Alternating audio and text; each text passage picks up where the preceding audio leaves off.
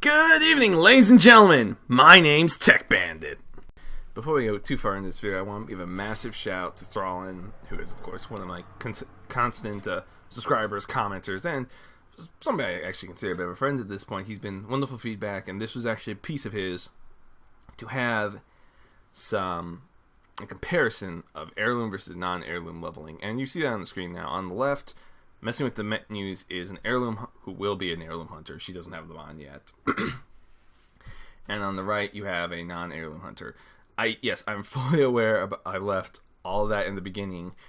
Wait till you see the end of this particular section. It'll all make sense. But before I go too much further, a little base information on these. They are both Pandaren hunters. One is male, one is female. Male is on the right and female is on the left. I didn't choose them arbitrarily. I wanted to have two distinctly different visuals to it, so you could tell who was who at just a glance, which I didn't feel I'd get if I ran with two hunters of the same gender. I chose the Pandaren starting zone because it's sealed off from the rest of the world, since you can't access it like you could the Dwarven starting zone, or the Gnomish starting zone, or any of the other ones.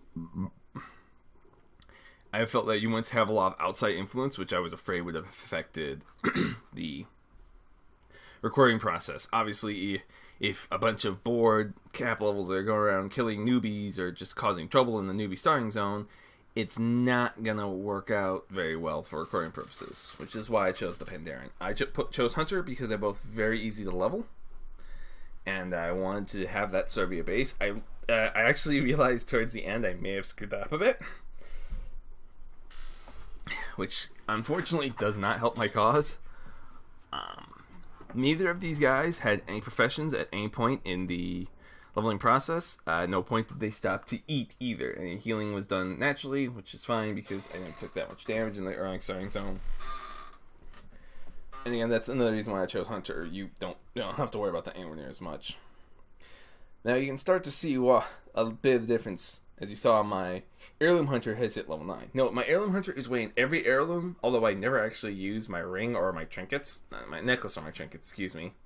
And I am short one ring, which is another 5% experience gain. So, while you'll see a gap, it actually could have been much larger, which kind of makes me laugh. I also had a few different hiccups. Just simple things, again, stuff out of my control. When the heirloom hunter was leveling, I had a lot of other heirloom people, and other people ending about the same time I was, so that affected towards the end, where I had to fight for critters. Whereas I saw more people early on with the Bog-Standard hunter. Okay. As you can see, the heirloom hunter has finished already, and the Bog-Standard just finished. We've now jumped forward. The heirloom hunter on your left is now level 7, while the standard hunter is only level 6. It's not a massive difference yet, but remember, this is about halfway through the island. Unfortunately, this is the third zone technically for the Pandaren. It's on the bottom part of the map. No wait, where is this on the map? I don't remember now. I don't pull up the map at any point, so I can't point it out. Once you get past that initial area, you deal with a group of lakes, which I really wanted to show, but the video got a lot longer, and the fact I could bring this one out to about 15 minutes is exactly where I wanted it, so unfortunately, that kind of had a difference there. But you'll notice, again, and this is where it's really starting to show, I am just blowing through my targets on my heirloom hunter. I mean, boom, dead. And that is a ridiculously short time to kill. That's going to make a big difference because it means I can blow through quests that much quicker. And it means I'm having fun because I'm getting new toys, I'm experimenting, I'm trying new things. And that's going to cause me to want to play the hunter. As I said in my leveling video, the character you will level the best is the character you want to play the most. And if the heirloom can help you just burn through it, it's going to make a massive difference overall. And it really got surprising how big. You can see I've engaged one of these rodents on the right. And as you can see, it's just... There is no sugarcoating it. It takes longer. It meant I was fighting more and doing less in the quests. This slowed me down significantly. Add in the fact that at certain points, the heirloom hunter is going to outlevel that area to an extent. I'm going to have 1-2 levels on these careers. It means I'm just going to blow through them even quicker. Yes, it means I'm gaining less experience overall, but I'm getting most of that back because I'm getting bonus experience, especially with quests. It just really shocked me how big a difference it was. I remember blowing through the first time, it's like, it shouldn't be too different, because I figured heirloom and they have to be fairly close. Ooh, I was very, very, very wrong.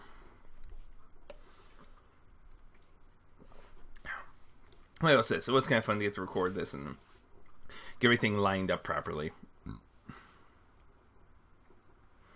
Trying to think what else I wanted to cover in this particular section. Again, I think the biggest advantage here wasn't necessarily the raw stats I was given from my various heirloom gear, although admittedly it did make a massive difference overall. I mean, my focus regeneration was out the roof because so much of my stuff had haste on it.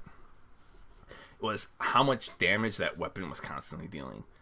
It was leveling with me. I was leveling quicker. That means the bow was just getting more and more powerful, like by the second, almost. And I think that really made a massive effect. It does kind of drop off because, again, both of these characters will eventually become Beast Mastery, which focuses more extensively on the use of your pet's output. And we'll actually see that in the fourth section of this. However, we're about to move on to the third, and not too long if my read of the timetable is correct here. But if I had gone survival or even marksman, really, I think it would have been a absolutely just.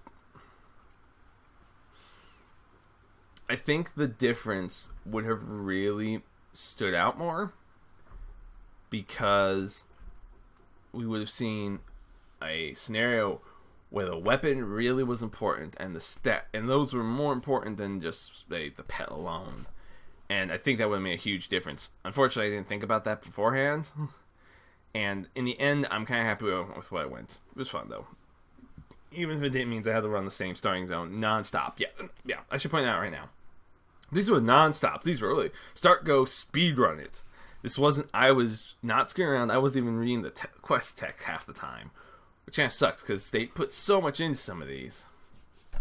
Now, as you can see here, I just hit level 9 on my heirloom hunter, but the bog stand hunter in this shot is only level 7. That's right, there's a 2-level difference now. That doesn't sound like a lot, but it means before I really get out of this particular area, because this area has 3 passes, I believe. Yes, yeah. Monkey and paintbrush, which you actually should be see me putting together here. Then you have Monkey Village with the fireworks. And then eventually you have the Grove of Staves. And I want to say I was level 10 in the Grove of Staves on the Heirloom Hunter, but I wasn't even close to that on the Bog Standard.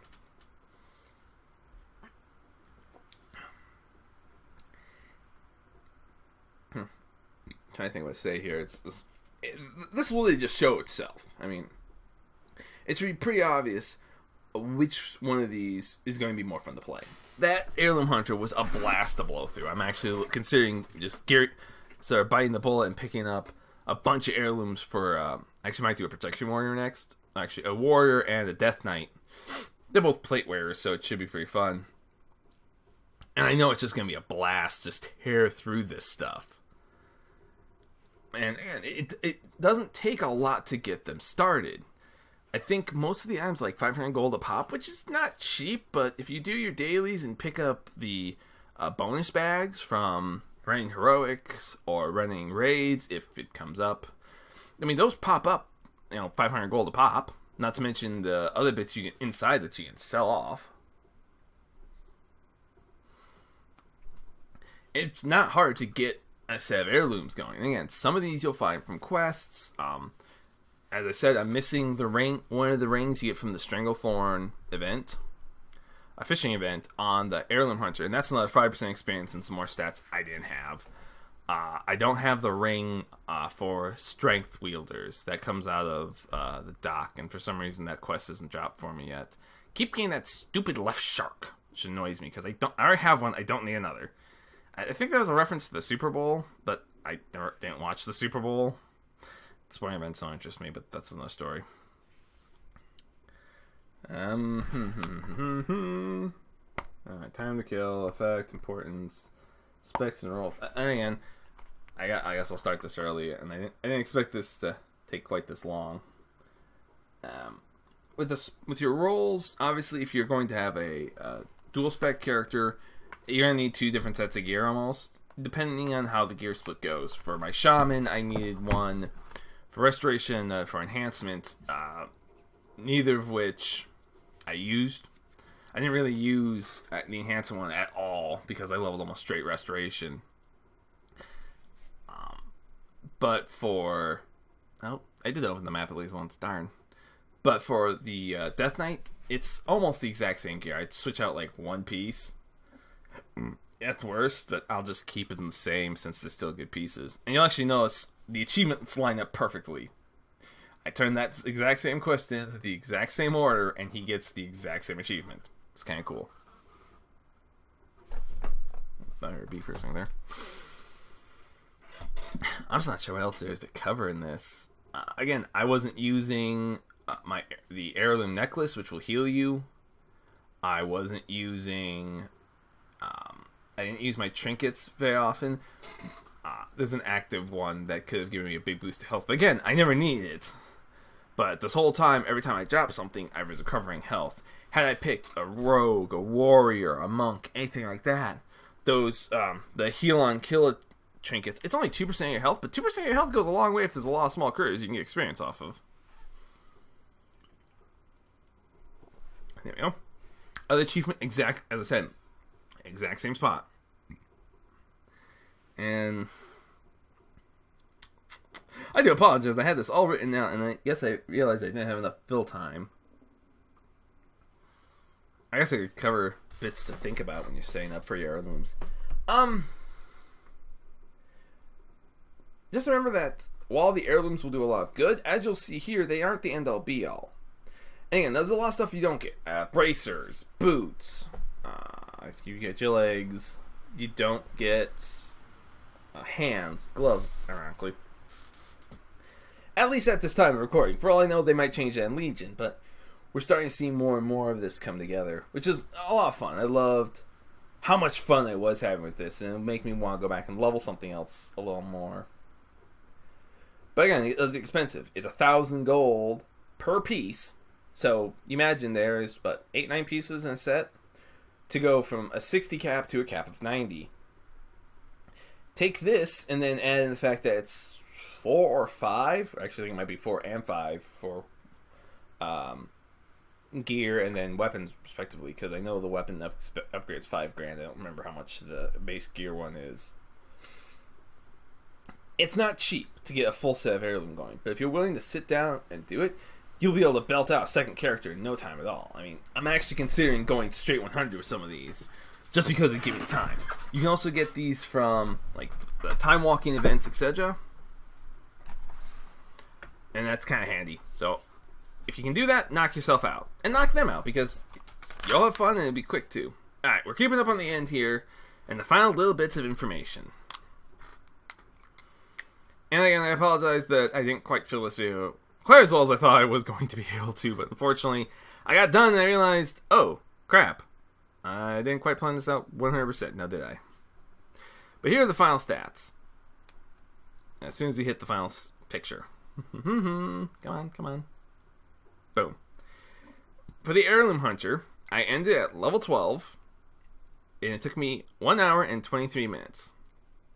For the bog standard non-heirloom hunter, I ended at level 11, almost level 12. You can probably see it on the screen. I'm a hair's breadth away. But it took me 1 hour and 38 minutes. Now, I want you to realize the gaps are only going to get worse as you level up. That heirloom hunter is going to see quicker kill time consistently. You're going to see it level quicker. So you're going to see that level gap improve, and you're going to see the time it takes to get there become even larger for the non-heirloom hunters. And anyone else for that matter. This is a lot of fun, folks. Hopefully I'll get the editing done on this in short order, and this should be up on my Friday. At least that's what I'm hoping for. In the meantime, Thrallin, here you go, mate. You asked for it. Here's your video. In the meantime, folks, my name's TechMan. I wish you all good luck, good hunting, and safe travels. See you in the next one, folks.